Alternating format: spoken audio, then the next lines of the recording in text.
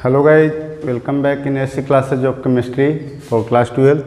आज हम लोग इस वीडियो में डी और एफ ब्लॉक के एक्सरसाइज के क्वेश्चंस को आगे बढ़ाते हुए 8.10 तक हम लोग देख चुके थे। उसके बाद 8.11 से शुरू करते हैं। तो इसमें है कि एक्सप्लेन गिविंग रीजन्स, कुछ रीजनेबल क्वेश्चंस हैं। इसमें कह रहा है पहला क्वेश्चन कि transition metals and many of their compound show paramagnetic behaviour. तो इसको हमने कुछ शॉर्ट टाइप में, हिंट्स टाइप में लिखा है, जिससे आप पूरा तैयार कर सकते हैं। उसको कंप्लीट लैंग्वेज में लिख सकते हैं। एग्जैक्ट थीम यही है कि ट्रांजिशन मेटल्स हैं और उनके कंपाउंड्स हैं, उनमें पैरामैग्नेटिक बिहेवियर क्यों पाया जाता है। तो आप जानते हैं कि पैरामैग्नेटिक बिहेवियर जो होता है ये डिपेंड करता है अनपेयर्ड इलेक्ट्रॉन की संख्या पर। तो यहाँ पर हम लिखे हुए हैं कि due to having unpaired electrons which have a magnetic moment associated with spin angular momentum as well as orbital angular momentum. Electron जो अनपेयर्ड होते हैं तो इलेक्ट्रॉन ऑर्बिट में भी घूमते हैं, तो उनका ऑर्बिटल एंगुलर मोमेंटम भी होता है, और स्पिन भी करते हैं तो उनका स्पिन एंगुलर मोमेंटम भी होता है। और वो अनपेयर्ड होते हैं तो इसलिए एक दूसरे को कैंसिल नहीं कर पाते हैं, तो इसलिए उनमें अनपेयर्ड इलेक्ट्रॉन की संख्या ज़्यादा होने के कारण पैरामैग्नेटिक नेचर पाया जाएगा। जिसमें अनपेयर्ड इलेक्ट्रॉन की संख्या नहीं होगी, अनपेयर्ड इलेक्ट्रॉन नहीं होंगे, वो पैरामैग्नेटिक नहीं होकर के डायमैग्नेटिक होते हैं। आगे है कि the enthalpies of atomisation of the transition metals are high. इसका भी मेन रीजन वही है, unpaired due to the presence of large number of unpaired electrons having strong inter atomic interaction and have a stronger bonding between them. अब चूँकि इसमें unpaired electron की संख्या ज़्यादा है, तो अनपेयर्ड इलेक्ट्रॉन्स पेयर्ड होना चाहते हैं, तो संख्या ज़्यादा है, तो इसलिए आपस में उनके बीच में इंटरेक्शन बॉन्डिंग ज़्यादा होता है और स्ट्रॉन्गर बॉन्ड बनते हैं। इसीलिए उसमें एटोमाइजेशन की इंथैल्पी जो होती है वो ट्रांजिशन मेटल की ज़्यादा होती है। इसके बाद नेक्स्ट क्वेश्चन है कि the transition metals generally form coloured compounds. हम लोग इसको देखे हुए भी थे, ट्रांजिशन मेटल के इंट्रोडक्शन में भी पढ़े हुए थे कि इनमें चूँकि अनपेयर्ड इलेक्ट्रॉन की संख्या ज़्यादा होती है तो ये विजिबल लाइट की कुछ पार्टिकुलर फ्रीक्वेंसी को ज़्यादा एब्जर्व करते हैं, और जब अनपेयर्ड इलेक्ट्रॉन्स उस पार्टिकुलर फ्रीक्वेंसी को ज़्यादा एब्जर्व करते हैं तो उनका एनर्जी लेवल बढ़ जाता है, तो फिर स्किप कर जाते हैं, तो इसीलिए उसमें रेडिएशन आपको दिखता है कुछ पार्टिकुलर कलर का। तो हम लिख सकते हैं कि ट्रांजिशन मेटल आयंस ये due to partial absorption of visible light the electron absorbs the radiation of a particular frequency of visible region and jumps into next orbital। तो उस कंडीशन में जंप करता है, फिर जब आता है तो आपका कोई भी चीज़ हाई जाएगा और फिर लो आएगा तो एनर्जी रेडिएट करेगा, तो इसलिए वो एनर्जी को रेडिएट करता है तो आपको विजिबल लाइट दिखाई देता है किसी पार्टिकुलर कलर का, यानी उस सब्सटेंस का वो पार्टिकुलर कलर दिखाई देता है। अब इसके बाद है इसका नेक्स्ट क्वेश्चन 4 नंबर कि transition metals and their many compounds act as good catalyst. तो चूँकि इसमें अनपेयर्ड इलेक्ट्रॉन की संख्या ज़्यादा होती है तो एक साथ इनके आउटर मोस्ट सरफेस पर ज़्यादा से ज़्यादा पार्ट एटम्स या रेडिकल्स को कंबाइन करने का, अटैच होने का स्पेस मिल जाता है आसानी से, तो इसलिए उनके हर एटम के सरफेस पर अधिक से अधिक कंसंट्रेशन में डिफरेंट टाइप के कंपाउंड जो बेसिकली रिएक्टेंट के आयंस होते हैं वो कलेक्ट होते हैं और आपस में इंटरेक्शन करके और नया कंपाउंड बनाता है, इंटरमीडिएट बनाते हैं, फिर उससे न्यू कंपाउंड का फॉर्मेशन होता है। तो अनपेयर्ड इलेक्ट्रॉन के कारण उनके सरफेस पर जगह ज़्यादा मिलता है कंसंट्रेट होने के लिए, एब्जॉर्ब होने के लिए, तो इसलिए ये ट्रांजिशन मेटल्स या इनके जो कंपाउंड्स हैं वो गुड कैटलिस्ट का काम करते हैं। तो आप उसको लिख सकते हैं कि transition metal ion show variable oxidation state.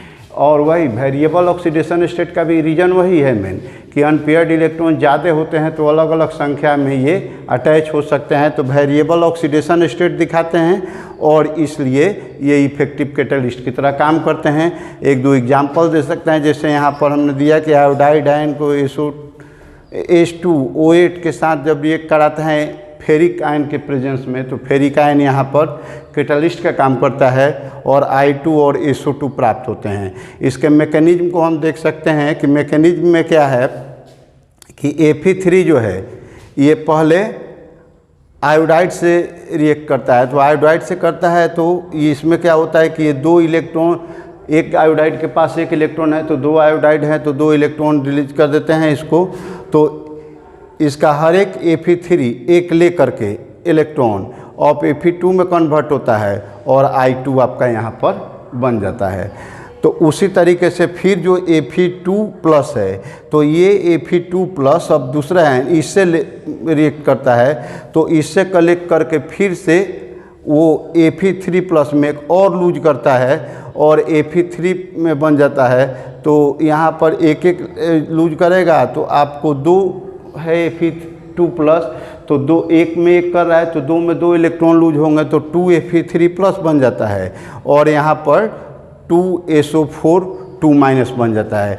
तो इसमें क्या हुआ कि फाइनली जब इसका I था वो पहले Fe से कन्वर्ट करके Fe2 में कन्वर्ट किया और I2 निकल गया, फिर वही Fe2 आपका इससे रिएक्ट करके SO4 बना दिया और फिर Fe3 में निकल गया। तो क्या हुआ कि Fe3 जो मिलाए थे वो लास्ट में भी आपको Fe3 मिल जा रहा है और बीच में दो स्टेप में एक बार I2 आपका निकल जा रहा है, एक बार आपका SO4 निकल जा रहा है। तो इस तरीके से यहाँ पर ये आपको कैटलिस्ट का काम कर रहा है। अब इसके बाद है कि 8.12 में कि what are the interstitial compounds, why are such compounds well known for transition metal. तो देखिए यहाँ पर कि the compounds in which small atoms जैसे hydrogen, carbon, nitrogen occupy interstitial sites in the crystal lattice. जैसे क्रिस्टल लैटिस ट्रांजिशन मेटल का बनता है तो बीच बीच में जो जगह होता है उसमें चूँकि जगह थोड़ा सा लार्जर होता है तो उसमें जो स्मॉलर एटम्स हैं वो बीच बीच में इंसर्ट कर जाते हैं। तो इस तरीके के जो कंपाउंड बनते हैं उन्हीं को हम लोग इंटरस्टिशियल कंपाउंड बोलते हैं। तो डिफिनीशन में क्या आप लिखेंगे कि the compounds in which small atoms like hydrogen, carbon, nitrogen occupy interstitial sites in the crystal lattice are called interstitial compounds।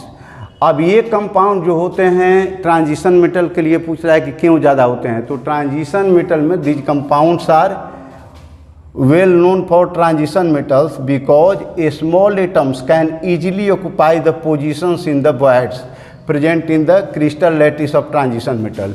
यानी ट्रांजिशन मेटल के जो क्रिस्टल लैटिस होते हैं उनके बीच बीच में जो स्पेस होते हैं, वाइड्स होते हैं, उनके खाली जगह में जा कर के आराम से ये स्मॉल कंपाउंड इंसर्ट हो सकते हैं। तो इसलिए ऐसे कंपाउंड बनते हैं ट्रांजिशन मेटल के साथ।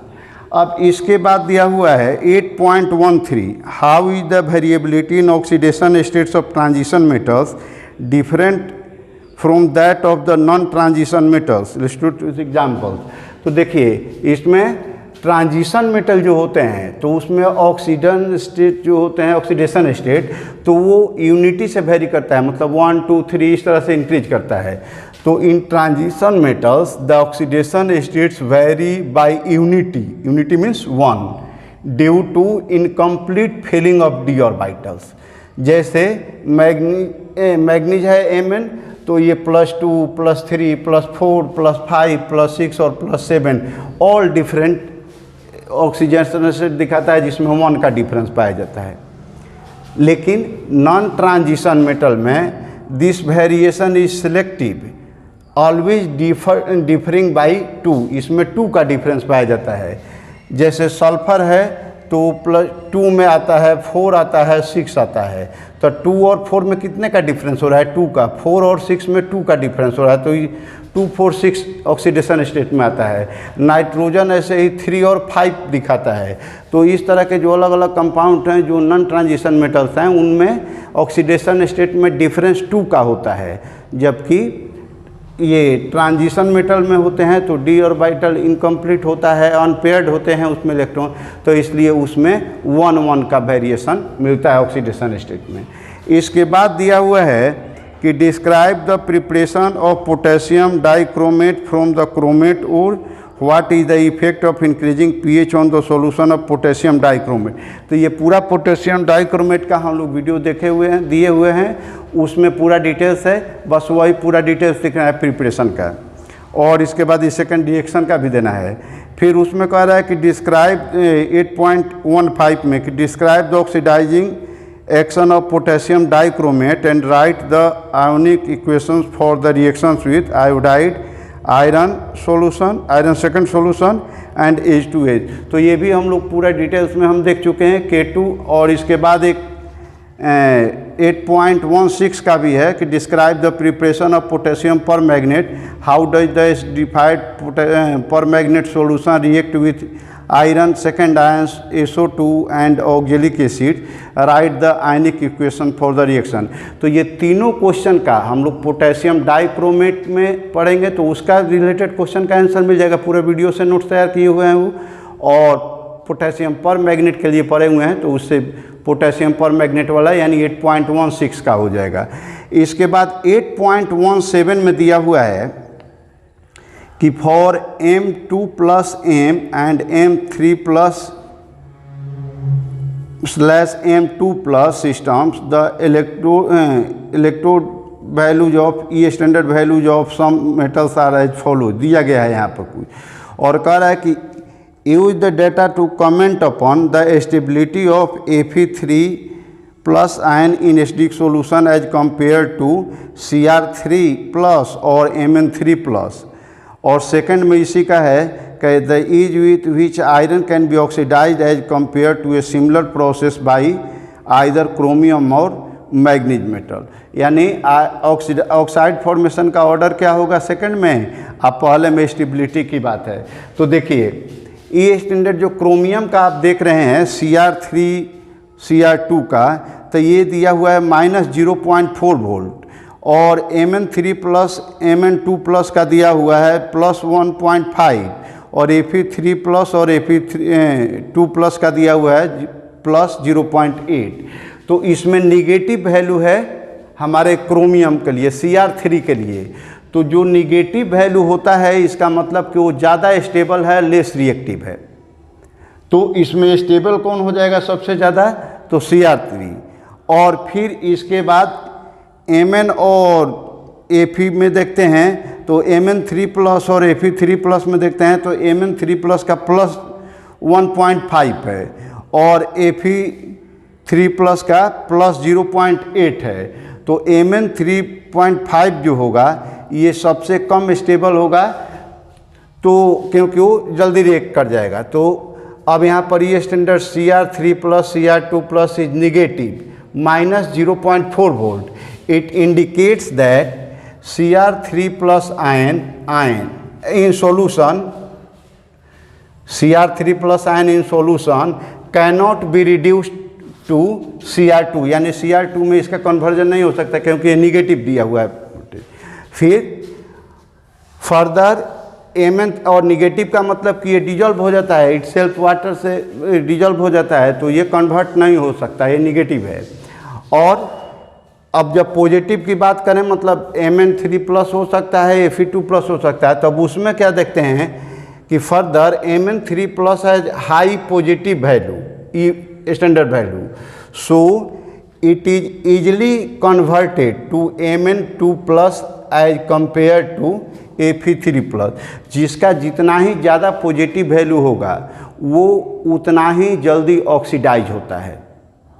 जिसका ए स्टैंडर्ड का वैल्यू जितना ही ज़्यादा पॉजिटिव होता है वो एक्वस सॉल्यूशन में उतना ही जल्दी ऑक्सीडाइज हो जाता है, और जितना ही नेगेटिव होता है वो उतना ही अधिक स्टेबल होता है। तो क्रोमियम के केस में Cr3 के केस में वो वैल्यू नेगेटिव था, तो वो कन्वर्ट हो ही नहीं सकता। और पॉजिटिव में देख रहे हैं तो Fe3 के लिए भी पॉजिटिव है, Fe और Mn3 के लिए भी पॉजिटिव है। तो इसमें आपको Mn3+ दिया हुआ है, ये ज़्यादा पॉजिटिव है, इसलिए ये जल्दी इजीली कन्वर्टेड हो जाएगा। तो has high positive value, so it is easily converted to Mn2+ as compare to Fe3+। Fe3 का Fe2 में कन्वर्जन जो होगा उससे फास्ट कन्वर्जन होगा Mn3 का Mn2+ में। तो therefore the order of reactive stabilities for different ions is, तो सबसे कम कौन हुआ Mn3+, उससे ज़्यादा हो गया आपका Fe3+ और उससे ज़्यादा हो गया आपका Cr3+। माने सबसे लेस स्टेबल Mn3, उससे ज़्यादा स्टेबल Fe3+ और सबसे ज़्यादा स्टेबल हो गया आपका Cr3+। अब इसके बाद इसके नेक्स्ट क्वेश्चन को लिख लेते हैं। अब 8.17 का सेकंड क्वेश्चन देखते हैं कि the ease with which iron can oxidise as compare to a similar process for either chromium और मैग्नीज मेटल। तो इसमें देखिए ये स्टैंडर्ड वैल्यू जब हम देखते हैं मेटल का, तो उसमें हमको मिलता है कि यहाँ पर Cr2+ और /Cr का है -0.9 वोल्ट, Mn2+ बाई M का है -1.2 वोल्ट और Fe2+ बाई Fe का है -0.4 वोल्ट। तो इसमें नियम ये होता है कि more negative E standard value means more the ease to oxidation of metal. तो इसमें जितना ही ज़्यादा निगेटिव होगा उतना ही ऑक्सीडेशन ज़्यादा इससे होगा। तो इसमें हम लोग देख रहे हैं कि सबसे ज़्यादा है निगेटिव वैल्यू मैग्नीज का, तो इसलिए मैग्नीज सबसे ज़्यादा ईज है। उसके बाद दूसरे नंबर पर है आपका उससे लेस तो आपका क्रोमियम का है और सबसे कम आपका आयरन का है, तो इसलिए उसका ऑर्डर ये हो जाएगा। और इसके बाद 8.18 में देखते हैं कि predict which of the following will be coloured in aqueous solution. तो कुछ आयंस दिए गए हैं और इसमें कह रहा है कि इनका रीजन भी देना है कि कौन सा कलर होगा और कौन सा नहीं होगा।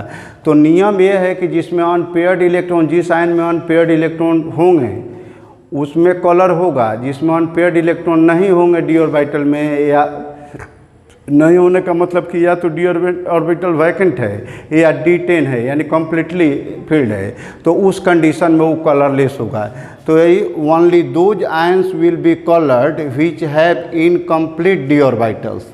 आयंस विच हैव कंप्लीट और vacant D orbitals are colourless. तो अब जो दिया गया है तो इसमें सबसे पहले उसका इलेक्ट्रॉनिक कॉन्फ़िगरेशन लिखेंगे, जो आयन दिया हुआ है उसका, और जब इलेक्ट्रॉनिक कॉन्फ़िगरेशन लिख लेंगे तो यहाँ पर नंबर ऑफ डी को हम देखेंगे। तो जैसे Ti3+ का होता है आर्गन 3D1, तो यहाँ पर D1 आ गया, इनकम्प्लीट है तो कुछ कलर देता है, इसका पर्पल कलर होता है।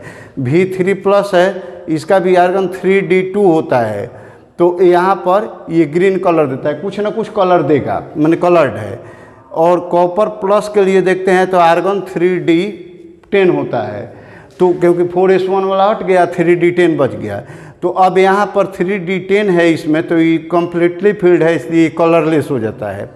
Ac3+ को देखते हैं तो इसमें केवल Ar होता है, इसमें भी D है ही नहीं, D वैकेंट हो गया है, तो इस कंडीशन में ये भी कलरलेस हो गया।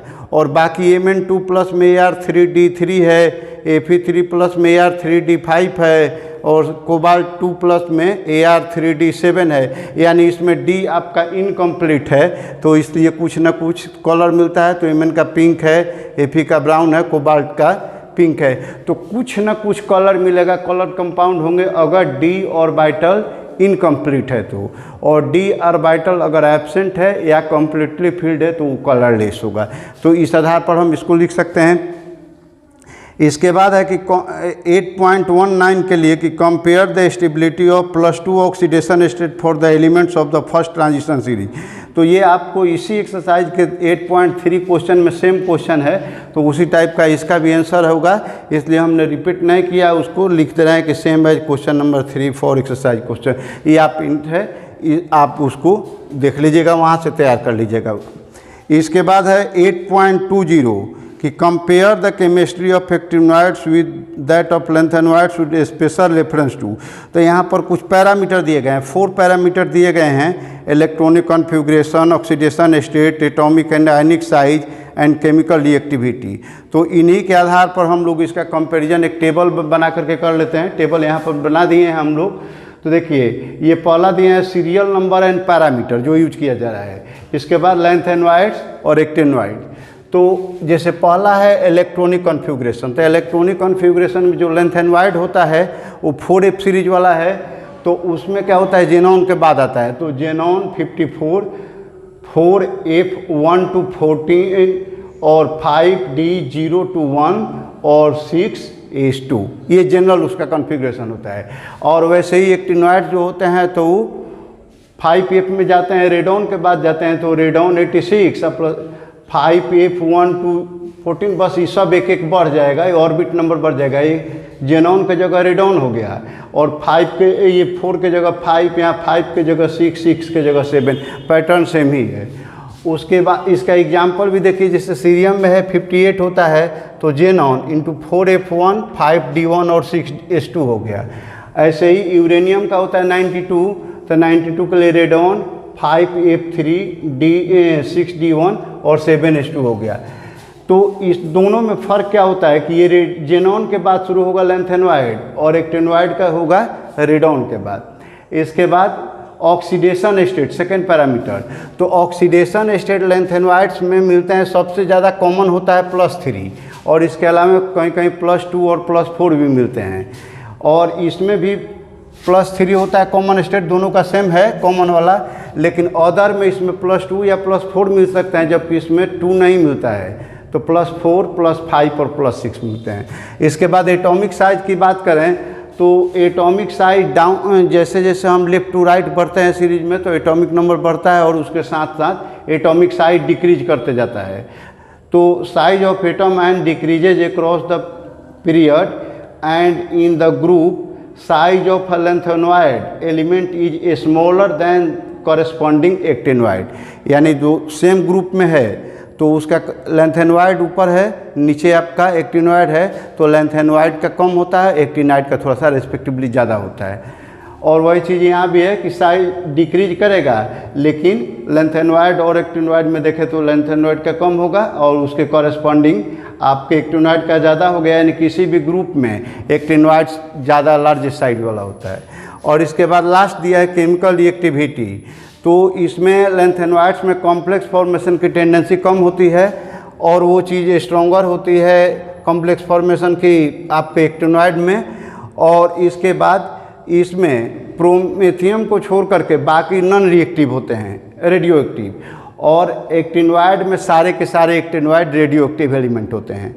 तो लैंथेनोइड में केवल ये आपका प्रोमेथियम हुआ, तो ये आपका हुआ रेडियो एक्टिव, बाकी सब आपके नॉन रेडियो एक्टिव, तो 13 नॉन रेडियो एक्टिव हो गए इसमें। और इसमें बात करते हैं तो ये 14 के 14 रेडियो एक्टिव होते हैं। और इसके अलावा ये दे डू नॉट फॉर्म ऑक्सोकेटाइन्स, ये लैंथेनोइड ऑक्सोकेटाइन नहीं बनाते हैं, जबकि एक्टिनोइड्स बनाते हैं, जैसे UO2 2+, PuO2 2+, UO+, तो ये सब प्लस बन रहे हैं, यानी केटाइन बना रहे हैं।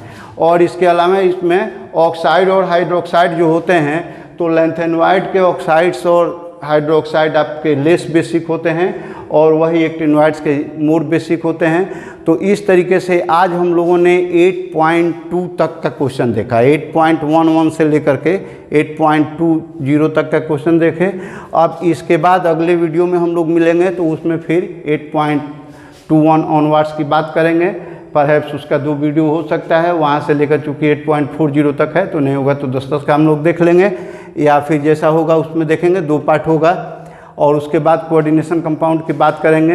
अगर चैनल आपको वीडियो अच्छा लगा तो लाइक कीजिए, सब्सक्राइब कीजिए। चैनल पर नए हैं तो आप सब्सक्राइब करके बेल आइकन प्रेस कर दीजिए, शेयर कीजिए फ्रेंड्स में। मिलते हैं अगले वीडियो में नेक्स्ट क्वेश्चन के साथ। Thank you, best of.